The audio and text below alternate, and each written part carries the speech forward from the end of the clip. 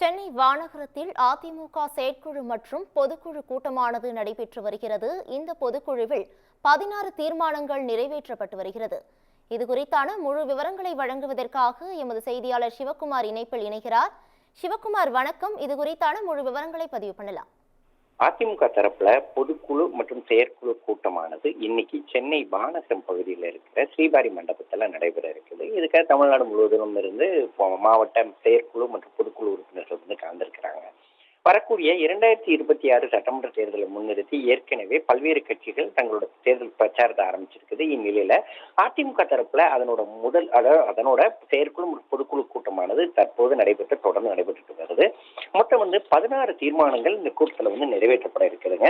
அதாவது வரக்கூடிய சட்டமன்ற தேர்தலில் அதிமுக தரப்புல யார் கூட கூட்டணி வச்சுக்கிறாங்க அப்படிங்கறது குறித்து முடிவெடுக்க அவர் எடப்பாடி பழனிசாமி, எதிர்கட்சி தலைவர் எடப்பாடி பழனிசாமிக்கு அந்த செயற்குழு தரப்புல முழு உரிமை கொடுத்திருக்கிறாங்க. உள்ளிட்ட 9 தீர்மானங்கள் நிறைவேற்றப்பட்டிருக்கு. முதல் கட்டமா அவங்க என்ன சொல்றாங்கன்னா, ஏற்கனவே தமிழகத்தை பொறுத்த மட்டும் ஏற்கனவே பின்தங்கி இருக்கு. அதாவது அவங்க என்னென்ன தீர்மானம் கொண்டு வந்திருக்காங்கன்னா, கூட்டணி குறித்து முடிவெடுக்க முழுமையாக எடப்பாடி பழனிசாமி அவங்களுக்கு முடிவு கொடுக்குறோம். அதே மாதிரி பாத்தீங்கன்னா, கோவை, மதுரை போன்ற மாநகரங்கள்ல ஏற்கனவே மெட்ரோ வரதா சொல்லியிருந்த நிலையில மெட்ரோ குறித்து தவறான தகவல்களை அளித்த திமுக அரசுக்கு கண்டனம் அப்படின்னு தெரிவிச்சிருக்காங்க. அதே மாதிரி பாத்தீங்கன்னா, இயற்கை பேரிடர்களின் போது பொதுமக்களோட பாதுகாப்பை மேற்கொள்றதுக்கு தோல்வியுற்றிருக்கிறாங்க டிஎம்கே அப்படின்னு கடுமையான ஒரு குற்றச்சாட்டை முன் வச்சிருக்கிறாங்க.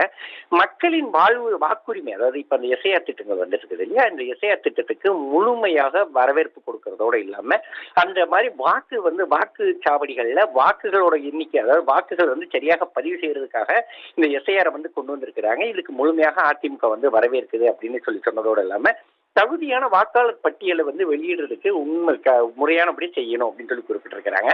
அதே மாதிரி விவசாயிகள் விளைவித்த நெல்லை நெல் கொள்முதல் மையங்கள் அமைக்கணும். ஏற்கனவே இந்த தஞ்சாவூர், காவேரி உள்ளிட்ட பல்வேறு பகுதிகளில் போதிய அளவு கொள்முதல் நிலையங்கள் இல்லாத ஒரு சூழ்நிலையில நெல்லோட ஈரப்பதமானது கூட்டி வாங்கணும். அதாவது 21% வரைக்கும் அந்த நெல்லோட ஈரப்பதத்தை கூட்டி பேசி மத்திய அரசு வாங்கணும் அப்படின்னும், இதை ஏற்கனவே தானும் டெல்டாக்காரன் தான் அப்படின்னு சொன்ன நிலையில அவர் போலியாக திமுக இதை முன்னெடுத்து செஞ்சுட்டு இருக்குது. எனவே திமுகவுக்கு கண்டனம் தெரிவிச்சிருக்கிறாங்க. அதே மாதிரி பாத்தீங்கன்னா, வேலை வாய்ப்பு அப்படிங்கிறது தற்போது மிகவும் குறைஞ்சிச்சு அப்படின்னு குறிப்பிட்டாங்க. போதிய அளவுக்கு அந்நிய முதலீடு குறைஞ்சது காரணமா ஏற்கனவே பல்வேறு நிறுவனங்கள் வெளியே செஞ்சிச்சு. தொழில் முதலீட்டுல பொய், புரட்டு, போலி போன்ற புள்ளி விவரங்களை முதலமைச்சர் அள்ளி வீசுறதாக கண்டனத்தை தீர்மானம் கொண்டு வந்திருக்கிறாங்க. அதே மாதிரி பாத்தீங்கன்னா, அந்த அனைத்து தரப்பு பெண்களுக்கு, அதாவது சிறுமிகள் முதல் முதியவர்கள் வரை எந்த விதமான பெண்கள் யாருக்குமே 4.5 ஆண்டுகளாக இதுவரை யாருக்குமே பாதுகாப்பு இல்லாத சூழ்நிலை தான் நிலவிட்டு இருக்குது அப்படின்னு குறிப்பிட்டிருக்காங்க.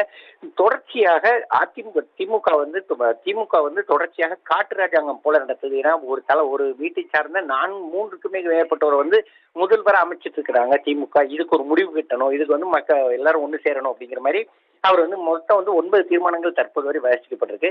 மொத்தம் இந்த 16 தீர்மானங்கள் நிறைவேற்றப்பட இருக்கு. இதில் தற்போது 9 தீர்மானங்கள் நிறைவேற்றப்பட்டு 10வது தீர்மானமானது தற்போது நிறைவேற்றப்பட இருக்குது. இதுல முக்கியமா அந்த மின் கட்டண உயர்வை தான் முக்கியமா பிரதிபலிக்கிறாங்க. என்னன்னு பாத்தீங்கன்னா, தற்போது ஆண்டு கொண்டிருக்கிற திமுக அரசு ஆட்சிக்கு வருவதற்கு முன்னே என்ன சொல்லுவாங்கன்னா, நாங்க மாதத்துக்கு ஒரு முறை அந்த கணக்கெடுப்பு நடத்துவோம் அப்படின்னு தெரிவிச்ச நிலையில தற்போது மின் கட்டண உயர்வானது பாத்தீங்கன்னா ஏறத்தாழ 300% உயர்ந்திருக்கிற நிலையில அந்த மின் கட்டணத்தை மின்கட்ட காரணமா தொழில் முனைவோர்கள் மிகவும் ஒரு சிரமத்துக்கு ஆளா இருக்கிறதா குறிப்பிட்டிருக்கிறாங்க. அதே மாதிரி பாத்தீங்கன்னா, மொத்தம் இனிமே வரக்கூடிய தீர்மானங்கள் அப்படின்னு சொல்லி கூறப்படுற ஒரு சூழ்நிலையில என்னன்னு பாத்தீங்கன்னா, அந்த அதாவது திருக்குறளை உலக பொதுமுறையா தேசிய நூலா மாத்துறதுக்கு மத்திய அரசை வலியுறுத்துறோம் அப்படிங்கிற மாதிரியும், அதே மாதிரி பாத்தீங்கன்னா சென்னை உயர்நீதிமன்றத்துல வழக்காடு மொழியா தமிழ் இடம்பெறணும் அப்படின்னும், அதே மாதிரி இந்தியில் மத்திய சட்ட பெயர்களை மத்திய அரசால் இயற்றப்படக்கூடிய சட்டங்கள்ல இந்தியில பேர் வைப்பதை தவிர்த்து ஆங்கிலேயத்திலேயே தொடரணும்.